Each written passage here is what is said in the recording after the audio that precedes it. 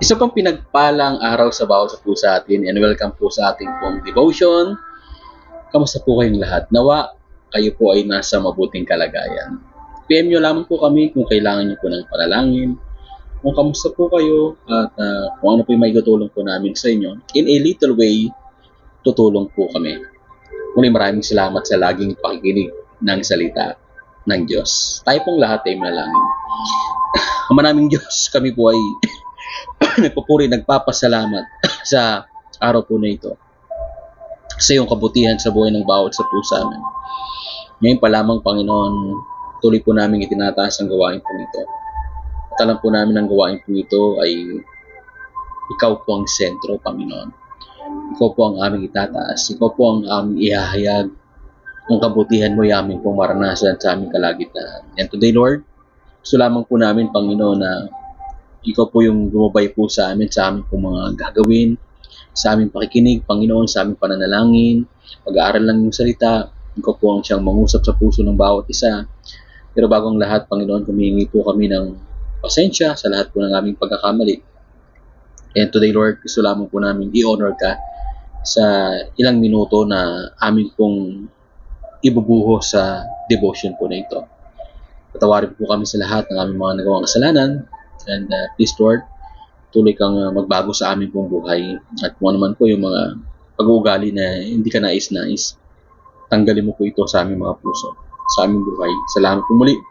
At pinagkakatiwala po namin ang gawain pong ito at ang buong araw po na ito. Ito po nga mo sa aming dalangin. Pagpalain mo po ang bawat makikinig sa pangalan ni Jesus. Ang lahat po ay mag-comment o magsabi ng Amen and Amen. Sa Sunday po, huwag po tayong absent. Napakaganda ng ating pong mensahe. Alas 10 po yan. It's about paano natin may papakita sa ating gawa na tayo po talaga ay tunay na anak ng Diyos. Yan po ang pag-uusapan po natin. Sunday, 10 a.m. Don't be late. Alright? At ngayon pa lamang po, ang pag-uusapan po natin, sino po sa atin mahilig pong kumanta? Can we comment yes or amen? At ang pag-uusapan po natin, why sing to the Lord? Bakit ba tayo kumakanta para sa Panginoon? Sabi sa Psalms chapter 100 verse 2, awit 102, si Yahweh ay papurihan, paglingkuran siyang kusa, lumapit sa presensya niya at umawit ng may tuwa. Si Yahweh ay papurihan, paglingkuran siya ng kusa, lumapit sa presensya niya at umawit ng may tuwa. Sino po sa atin mahilig pong mag-videoke? No, tayo pong mga Pilipino ay mahilig mag-karaoke. Kahit wala sa tono, kahit hindi maganda ang boses, wala sa tempo, basta makakanta lang mo tayo. Kaya meron pang biruan na kapag ikaw ay kumanta, parang nagtatawag ka ng matinding ulan. Pero ngayon, kahit walang kumakanta, talagang umuulan, bumabaha pa. No, kamusta na po ang mga flood control project po natin? No? And sabi nga, Christianity is a singing religion. No, sa Catholic, sa born again na tinatawag, no, sa ibang religion, sa Mormons ay talagang meron po silang tinatawag na praise and worship or hymn o kanta para sa Diyos. No? Napaka-massive kasi ng repertoire natin ng hymns and we have so much reason to sing. Narito ang ilan sa mga dahilan kung bakit pala awit tayo mga mananampalataya. Number 1, ito ay utos ng ating pong Panginoon. Kaya we are simply doing what He tells us to do. Yung sabi ni Apostle Pablo sa Book of Colossians chapter 3 verse 16 sa New Living Translation, sing psalms and hymns and spiritual songs to God with thankful hearts. No, tayo raw po ay umawit ng mga salmo, ng mga himno at mga spiritual na kanta para sa Diyos nang meron pong pagpapasalamat sa ating pong mga puso. No, kaya meron tayong tinatawag na kanta na salamat, salamat, no? Salamat Panginoon at thank you Lord at marami pang ibang pasasalamat natin para po sa Diyos. No? Una, ito po ay utos ng Panginoon. Ang umawit at magpuri sa Diyos ay tunay na nakalulugod sa harapan ng ating pong Panginoon. And then pangalawa, may ginhawang hatid ang pag-awit. Singing involves deep breathing, kaya nakakatulong ito sa health ng ating heart at sa pag-oxygenate ng ating pong brain. Nakakabawas din ng feelings of isolation and anxiety dahil sa happy hormone, oxytocin, is released during singing. As a result, the singer feels connected and loved. Na-activate din ang vagus nerve, kaya nakakalma ang bawat isa. This is another example of how the Lord's command seek our protection and welfare. No, sa ating pong pagkanta, I think, kaya kung bakit mahilig po tayo sa karaoke, videoke, iba ang dating po sa atin pag tayo po umaawit.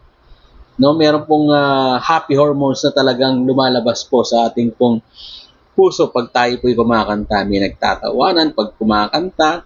Talagang feel na feel pa nga. Yung iba po sa atin pag kumakanta talagang todo pikit, no? Todo bigay, todo birit, no? Todo kulot, no?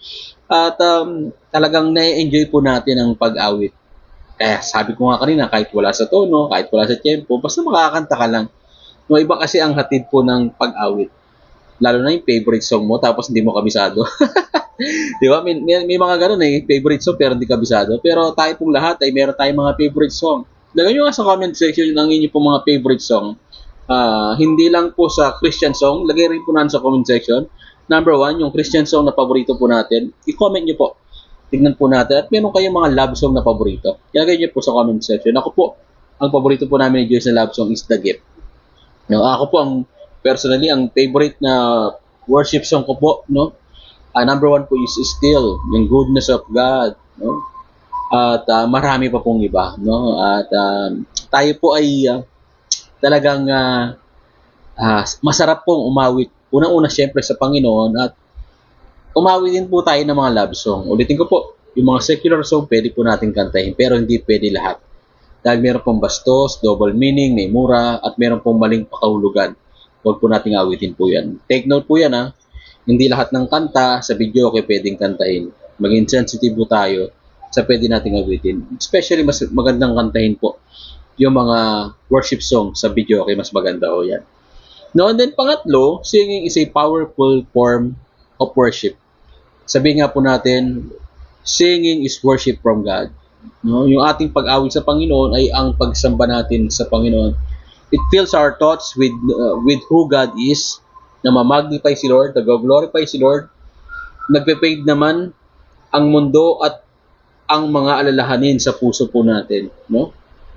Yung mga anxiety, yung depression, no, talagang tinatanggal ng Panginoon kasi nga tinatawag natin yung pangalan. Ini-invite natin yung presensya ng Panginoon. Kaya kapag nandyan yung presence ni Lord, sabi nga, where the Spirit of the Lord, there is freedom. Where the Spirit of the Lord, there is peace. And where the Spirit of the Lord, there is joy in the Holy Spirit. Kaya sa pagsamba natin sa Panginoon, taas kamay at talagang nakasentro si Jesus, ang ating God the Father, si Holy Spirit, patuloy na nalulugod ang Panginoon. At ang balik po sa atin po nito ay talagang naman pong ating pong mga kabalisahan sa puso po natin ay tinatanggal po ng ating pong Diyos. Kagaya ng nangyari sa mga kaaway ng Israel when Jehoshaphat was king in 2 Chronicles chapter 20. Pagkatapos nilang magpuri, itong mga sundalo pong ito, there was confusion in the enemy camp and they ended up killing each other. Ubus po sila. So talagang naging mapayapa itong mga Israelita at si Haring Jehoshaphat na talagang si Lord ang kumilos sa kanilang praise and worship. Biruin nyo, gera ang labanan, pero dahil sa praise and worship, nanalo po sila. Tandaan nyo po na kapag tayo po sumamba sa Panginoon, meron siyang ginigiba, no? At tayo po ay pinagtatagumpay ng Diyos. Ginigiba sa puso po natin, no? Sa mga problema na pinagdadaan po natin, ginigiba yung anxiety po natin, at tayo po ay nagtatagumpay dahil po sa ating pong Panginoon. There's victory in praise and worship. And then lastly, Jesus himself sings. Siya po ay kumanta. Alam niyo po ba yun? No? Jesus sang a song when he shared the Last Supper with his disciples. And the prophet Zephaniah says, our Father himself rejoices over us with singing. Is Zephaniah chapter 3 verse 17. No? Ibig sabihin po, no wonder we keep singing to the Lord. Talagang napakasarap umawit sa Panginoon. Si Jesus kumanta ng hymn, no? Siya pa umawit, tayo rin pa umawit sa Panginoon. Huwag tayo magsawa, no? Sabi nga, turn our worry into worship and God will turn our battle into blessings and into victory. Kaya ito po yung challenge ko po sa inyo. Kung meron po kayong time, listen to the lyrics of the song Because He Lives. No? Because He Lives, lagay niyo po yan sa notes po ninyo. Pakinggan po ninyo. At kung meron po kayong paboritong kanta, pakinggan nyo lamang po yung mensahe po ng kanta at ano kaya ang sinasabi sa atin ng Panginoon sa awitin pong ito. At ang ating pong challenge, worship singing be our lifestyle. Lagay nga na sa comment section, worship singing be our lifestyle. Maging ugali na po natin na everyday makinig, umawit ng acapella, sumabay po sa tugtog, sa YouTube, no, sa cellphone po natin. Isa sa challenge ko po sa inyo, lagay niyo po ng praise and worship song ang inyo pong mga cellphone, ng MP3 po natin. Huwag lang puro secular song, no? At i-delete na po natin yung mga hindi ka nais-nais sa tugtog po dyan sa ating mga cellphone. Please lang, hindi nakaka-glorify kay Lord po yan. At ngayong oras po na ito, ay dahil ang ating pong topic ay about sing to the Lord, tayo po iawit sa Panginoon. Pwede po ba i-apply po natin sa mga oras po na ito ang ating pong topic? Ano po? No, tayo po umawit sa Panginoon. Naniniwala ako na ang Diyos ay malulugod sa ating pong kakantahin po ngayon. No, pwede po ba tayo na umawit sa Panginoon? Pagtalang mo tayo sa Lord.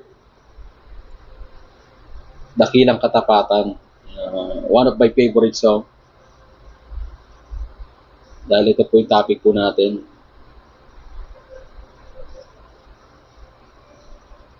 Praise God.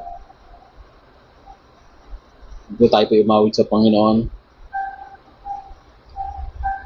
Praise the Lord. Sabayan niyo po ako. Tayo po umawit sa Panginoon. Sadyang kay buti ng ating Panginoon, magtatapat sa habang panahon,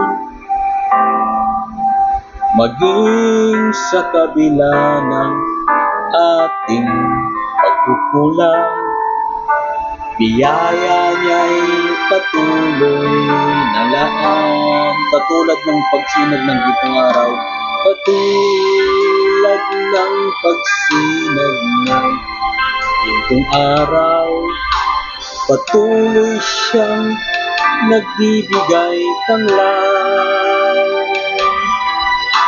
Kaya't sa puso ko't damdamin, katapatan niya'y aking pupurihin. Sabihin po natin, dakila ka, O Diyos, tapat kang ang tunay, magmula pa sa ugat ng aming lahi. Mundo'y maglunaw man, maaasahan kang lagi, maging hanggang wakas nitong buhay. Patuloy tayo umawit sa Panginoon. Kung alam niyo po yung lyrics, pwede niyo po i-google po yan. Hallelujah. Dakilang katapatan. Sabihin po natin, kaya o Diyos, kaya o Diyos, ika'y aking pupurihin Sa buong mundo'y aking aawitin, dakilang iyong katapatan, pag-ibig mo'y walang hanggan. Dakila ka, O Diyos, tapat kang ang tunay, magmula pa sa ugat ng aming lahi. Mundo'y magunaw man, maasahan kang lagi, maging hanggang wakas nitong buhay. Oh, dakila ka, O Diyos, sa habang panahon, katapatan mo'y matibay na sandigan. Sa bawat pighati, tagumpay man ay naroon, daluyan ang pag-asa kung kailang ay hinahon. Pag-ibig mo'y alay sa amin noon hanggang ngayon. Dakila ka, dakila ka, dakila ka, oh Diyos. Hallelujah. Lagay nga naman sa comment section, dakila ka, O Diyos, dakila ka, Panginoon. Tayo po'y patuloy po na magpasalamat sa oras po na ito. Naniniwala po ako na itong oras po na ito ay oras ng pagpurit, pagsamba po natin sa Panginoon. Hallelujah.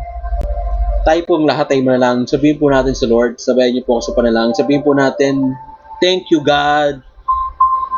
Thank you Father, Holy Spirit, Jesus, for the gift of singing and the many benefits of it. Help us regularly sing to honor your name, O God. Salamat po sa araw po na ito. Bless you, Lord, in Jesus' name. Amen. Amen. Lord, maraming salamat po. Ang aking pong panalangin, patuloy pong ang bawat isa po ay magkaroon ng heart of worship. Hindi lang sa pag-awit, kundi sa pagsunod sa iyo. Kundi sa pagkakaroon ng isang buhay na banal. Buhay na masunurin sa iyong salita. Buhay na nagbibigay ng inspirasyon sa maraming tao. At ngayon pa lamang, Panginoong Diyos, Lord, patuloy mo kaming basagin, durugin, Panginoon, at baguhin ang aming pong mga pagkatao, Diyos, sa aming mga sinasabi, niisip, ginagawa. Ikaw po ang maghari, Panginoong Diyos. Because we believe that worship is not only worship singing. Ito po ang aming pananampalataya. Worship is a godly lifestyle. Patuloy mo kami, Panginoong Diyos. Pahiran ng iyong langis, Panginoon, na magkaroon po kami ng humble heart na patuloy lang pong sumunod po sa iyo. At ngayon po, dinadasal po namin sa lahat ng kababayan po namin na nasalanta ng baha, Panginoong Diyos, Lord, nasira po yung kanilang tahanan, nasira yung mga gamit sa iba't ibang lugar. We pray, Lord God, for your blessings po sa kanila, Lord, protection, guidance po. Tuloy po namin pinapanalangin po ang aming mga kababayan sa Pinas, Lord. We pray, Lord God, for your divine intervention, provisions, protection, and guidance, Lord God. Patuloy, Panginoon, patuloy pong pag-ulan. Ang aming pong dasal, ikaw pong siyang manguna, Panginoong Diyos, sa aming pong kalagayan, O God. Maging, Panginoon, we pray, Lord, patuloy mo pangunahan yung mga kabataan. May nabalitaan na naman po kami nung nakaraan, na binaril na naman po, Panginoong Diyos, sa paaralan. We pray, Lord, patuloy mo na iligtas ang bawat kabataan. Lord, alam po namin na may pag-asa ang bawat kabataan sa aming bayan, especially yun po sa lugar ng Zamboanga, sa Mindanao, Panginoon. We pray for your divine protection, Lord God, sa mga young people doon from Luzon, Visayas, and Mindanao. And we continually pray that Jesus will reign in every campuses, Lord God, in the name of Jesus. Continue, Lord. Pagalingin mo rin po ang lahat ng may sakit at karamdaman. I pray and I declare na sa lahat ng may sakit, gagaling ka sa pangalan ng Panginoong Jesus. I pray kung ikaw ay merong kakapusan, pagpapalain ka ng Panginoon. I pray kung meron kang anxiety attack, we rebuke it in the name of Jesus. Pinapagaling ka na ni Jesus. At patuloy na ikaw ay malaya na sa depression. Salamat po muli, Panginoon. At ano man ang aming gagawin, ingatan mo po kami pagpalain at bigyan ng proteksyon. Salamat po, O God. Continue to save our family. Lord God, bless this ministry. Lord, bless our online family sa mga nasa Metro Manila, nasa probinsya, Pangasinan, Lord God, sa Batangas, Lord, sa Metro Manila, sa Pasig, Marikina, San Man, Panginoon, sa Quezon City.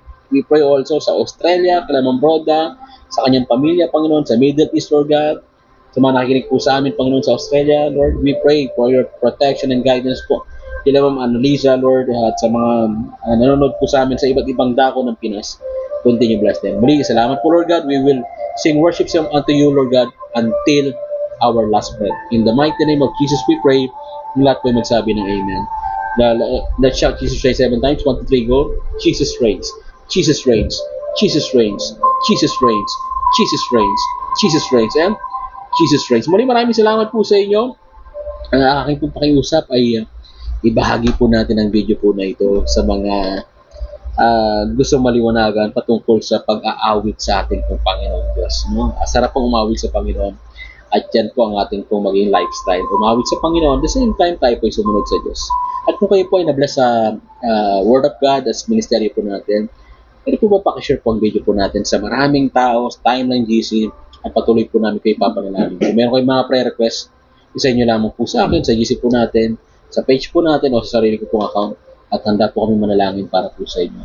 Be strong and courageous. The battle belongs to the Lord. Patuloy lang tayo umawit para sa Panginoon. And see you tomorrow. Stay safe po sa lahat.